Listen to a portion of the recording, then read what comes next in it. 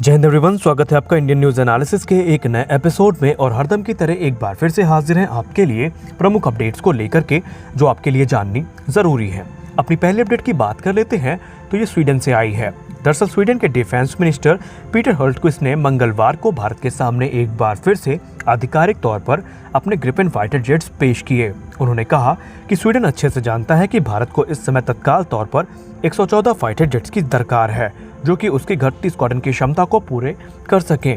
और इसी सिलसिले में हम भारत के सामने एक बार फिर से अपने ग्रिपेन फाइटर जेट्स को प्लेस कर रहे हैं। दरअसल ये दूसरी मर्तबा था जब स्वीडन के टॉप ऑफिशियल्स की तरफ से इस प्रकार के ऑफर पुश किए गए हों। इसके पहले एक वर्चुअल वार्तालाप में स्वीडन के प्राइम मिनिस्टर और भारत के प्राइम मिनिस्टर के बीच में भी ये बातचीत हो चुकी है, जहां पर स्वीडन की तरफ से ये कहा गया था कि स्वीडन उन मुट्ठी भर कंटेंडर्स में से एक है जो MMRC 2.0 के लिए या 2.0 के लिए प्रतिबद्ध है। और हम इस चीज़ के लिए भारत को आश्वस्त कर देना चाहते हैं कि अगर भारत स्वीडन के ग्रिपेन को यहाँ पे सेलेक्ट करता है तो एक पूरी की पूरी जो प्रोडक्शन लाइन है वो भारत में इस्टेब्लिश की जाएगी और भारत की ज़रूरत के हिसाब से वो ग्रिपेन को कस्टमाइज़ करने के लिए तैयार है। यही नहीं, उन्होंने ये भी कहा कि स्वीडिश सरकार इस चीज़ पर भी विचार कर रही है कि अगर ग्रिपेन को भारतीय वायुसेना में जगह दी जाती है तो वो 100% ट्रांसफ़र ऑफ टेक्नोलॉजी पर भी विचार कर सकते हैं। आपको बता दें कि MMRC 2.0 के लिए साब ग्रिपेन एक प्रबल दावेदार के तौर पर देखा जा रहा था, लेकिन बाद में ऐसा माना गया कि ये जो कंपटीशन है वो F-18 सुपर हॉर्नेट, MiG-35 और राफेल जैसे जेट्स के बीच में रह गया। लेकिन इसके अलावा अगर हम कंटेंडर्स की बात करें तो रशिया का सुखोई 35 और अमेरिका का F-21 भी इस रेस में इस समय लगा हुआ है, जिनका दावा है कि वो भारत की ज़रूरतों को काफ़ी अच्छे से पूरा कर सकते हैं। लेकिन अगर बात की जाए स्वीडन की तो स्वीडन को लेकर के ऑफिशियली भारत ने अभी कोई वक्तव्य नहीं दिया है। अभी तक सिर्फ यही बात सामने आई है कि स्वीडन ने भारत के सामने अपने जेट का जो पेशकश है वो की है, लेकिन भारत और इंडियन एयरफोर्स इस पर क्या सोचती है अभी इसके बारे में हमें इंतज़ार करना पड़ेगा। हमारी अगली बड़ी अपडेट HAL से है। दरअसल कोविड-19 की दूसरी लहर में सबसे ज़्यादा अगर कोई प्रभावित हुआ है पब्लिक सेक्टर तो वो HAL है। और एक रिपोर्ट में इस बात का दावा किया गया कि हिंदुस्तान एरोनॉटिक्स लिमिटेड के तकरीबन 4000 एम्प्लॉयज़ इन्फेक्टेड हुए, जिनमें से 100 से ज़्यादा की यहाँ पे जान चली गई है। और इसके कारण हमारे बड़े डिफेंस प्रोजेक्ट भी इससे प्रभावित हुए हैं, जिनमें लाइट कॉम्बैट एयरक्राफ्ट यानी LCA तेजस और लाइट कॉम्बैट हेलीकॉप्टर यानी LCH भी शामिल हैं। आपको पता होना चाहिए कि LCA प्रोजेक्ट में 450 वेंडर्स से ज़्यादा इन्वॉल्व हैं और इन सब को कोविड-19 की वजह से काफ़ी ज़्यादा हानि का सामना करना पड़ा है। हालांकि इस प्रोजेक्ट की अगर बात की जाए तो फाइनेंशियल ईयर 2020 और 21 में HAL ने एक काफ़ी बड़ा कॉन्ट्रैक्ट हासिल किया था, जिस कॉन्ट्रैक्ट में उसे भारतीय वायुसेना को 83 तेजस MK-1A फाइटर जेट्स यहाँ पे डिलीवर करने हैं। लेकिन अगर हम इसकी पहली तिमाही की बात करें साल की, तो ये कोविड-19 की वजह से बुरी तरीके से प्रभावित रही और माना जाता है कि इसमें तकरीबन 1200 करोड़ रुपए के आसपास का नुकसान देखने को मिला है।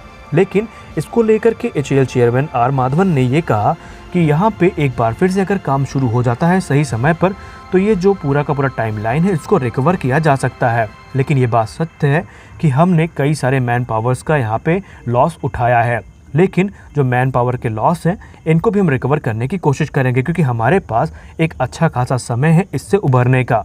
लेकिन हम आशा करते हैं कि अगर ये महामारी लंबे समय तक ना चली तो एक बार फिर से पुनः रूप से ये जो कार्य है वो अपनी प्रगति को प्राप्त कर लेगा और निश्चित समय पर, जैसा हमने भारत के सामने या अपने वायुसेना के सामने ये आश्वासन दिया है कि सही समय पर उनको एयरक्राफ्ट डिलीवर किए जाएंगे, तो हम अपने उसी टाइमलाइन पे खरे उतरने की पूरी कोशिश करेंगे। जो कुछ भी हो, ये बात तो सत्य है कि कोविड-19 ने एक बार फिर से भारत की अर्थव्यवस्था और पूरी जो व्यवस्था है उसको चौपट कर दिया है और इससे हमारी HAL भी अनछुई नहीं है। लेकिन हम आशा करते हैं कि सब कुछ जल्दी ही ठीक होगा और तय किए गए समय पर भारतीय वायुसेना को ये जहाज़ मिलने शुरू हो जाएंगे।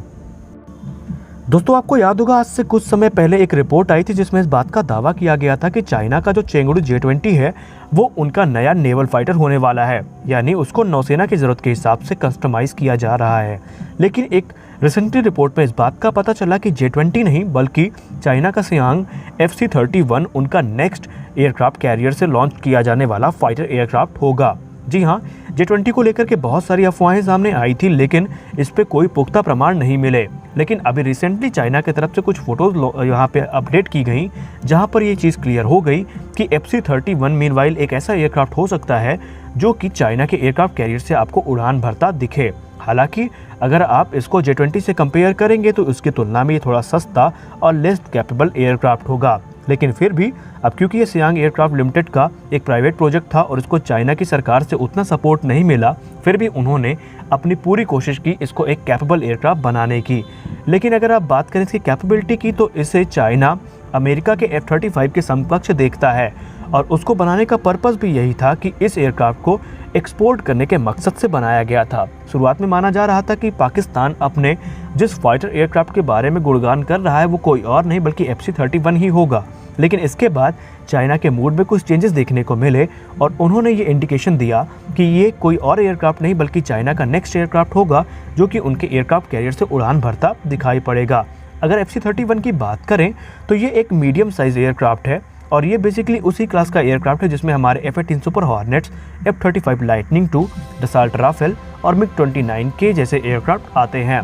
लेकिन अगर इसकी सिमिलरिटीज़ की बात करें तो डिज़ाइन से ये F-35 और F-22 के संबंध से पैदा हुआ बच्चा लगता है, यानी इसमें F-35 और F-22 दोनों के जो डिज़ाइन की समानताएं हैं वो देखने को मिली हैं। लेकिन इसके अलावा इसमें आपको कुछ खास चीज़ें जो पता होनी चाहिए। ये एक स्टेल्थ एयरक्राफ्ट है इसलिए इसकी डिज़ाइन काफ़ी स्टेल्दी है। इसमें इंटरनल वेपन बेस का इस्तेमाल किया गया है, लेकिन इसके अलावा इसके जो अंडर विंग हार्ड पॉइंट्स हैं उस पर भी हथियार को ले जाया जा सकता है। लेकिन ऐसा करने पर इसका रेडार क्रॉस सेक्शन काफ़ी ज़्यादा बढ़ेगा, जिसके कारण चाइना ऐसा नहीं करना चाहेगा। लेकिन जो कुछ भी हो बताया ये भी गया कि ये PL-15 जैसी मीडियम रेंज की एयर टू एयर मिसाइल को कैरी करने में सक्षम होगा और एंटी शिप वेपन्स को भी ये ले जा सकेगा। लेकिन जो कुछ भी हो अभी हमें इसका इंतज़ार करना पड़ेगा कि कब तक ये चाइना के नेवी की सर्विस में आता है। लेकिन आपको बता दें कि ये एयरक्राफ्ट पाकिस्तान की आंखों का तारा है और इसको लेकर के पाकिस्तान समय समय पर ये दावा करता रहा है कि यही एयरक्राफ्ट उसके वायुसेना का भविष्य है। लेकिन जो कुछ भी हो अब देखना हमें पड़ेगा कि कब तक ये भविष्य सकारात्मक रूप लेता है। दोस्तों अपने अगले अपडेट की बात करें तो आपको पता होगा कि हमने F-15EX को लेकर के आज से तकरीबन 2 दिन पहले एक वीडियो बनाई थी जहां पर हमने आपको ये बताया था कि बहुत जल्द F-15EX की कैपेबिलिटी में एक बड़ा उछाल आपको देखने को मिलेगा। और अब ये जो खबर थी ये वास्तविकता का रूप लेती जा रही है। दरअसल अमेरिकी वायुसेना के टॉप ऑफिशियल्स ने अपने एक इंटरव्यू के दौरान इस बात को एक्सेप्ट किया कि जो लेज़र वेपन्स का इंटीग्रेशन है वो F-15EX में शुरू हो चुका है और इसके लिए बड़े पैमाने पर जो इसके जिम्मेदार कंपनियां हैं, जो इसको बनाने वाले डेवलपर्स हैं, उनसे बात की जा रही है। उन्होंने बताया कि हमारा प्लान ये है कि तकरीबन 2050 से ज़्यादा तक हम इनका इस्तेमाल करने वाले हैं। इसलिए ये एक ज़रूरत नहीं बल्कि हमारी जिम्मेदारी भी है कि हम अपनी ज़रूरत के सारे यहाँ पे कस्टमाइजेशन इन एयरक्राफ्ट में कराएं ताकि हमारी ज़रूरतें इनसे पूरी हो सके। आपको बता दें कि ये सब तब हुआ जब अमेरिकी वायुसेना प्रमुख ने ये कहा था कि आप हर मिशन के दौरान F-35 या F-22 जैसे एक्सपेंसिव फाइटर जेट्स का इस्तेमाल नहीं कर सकते क्योंकि इनका जो कॉस्ट है वो काफ़ी ज़्यादा होता है। इसलिए हम एक ऐसे ऑप्शन की तरफ विचार कर रहे हैं जो कि 4.5 जनरेशन का एयरक्राफ्ट हो और इससे हमारी सारी ज़रूरतें पूरी की जा सकें। उसी के बाद से F-15EX या जिसको ईगल 2 के नाम से जाना जाता है, इसके डेवलपमेंट में तेज़ी देखने को मिली थी और अभी इसे हाल ही में नए जो टारगेटिंग पॉड्स हैं वो दिए गए हैं। हालांकि जो कुछ भी हो F-15EX को लेकर के अमेरिका काफ़ी सीरियस है और तकरीबन 144 की संख्या में इन जेट्स को अपनी वायुसेना में वो शामिल करने के लिए तत्पर है। फिलहाल के अपडेट में बस इतना ही, मिलते हैं अपने अगले वीडियो में, तब तक के लिए जय हिंद।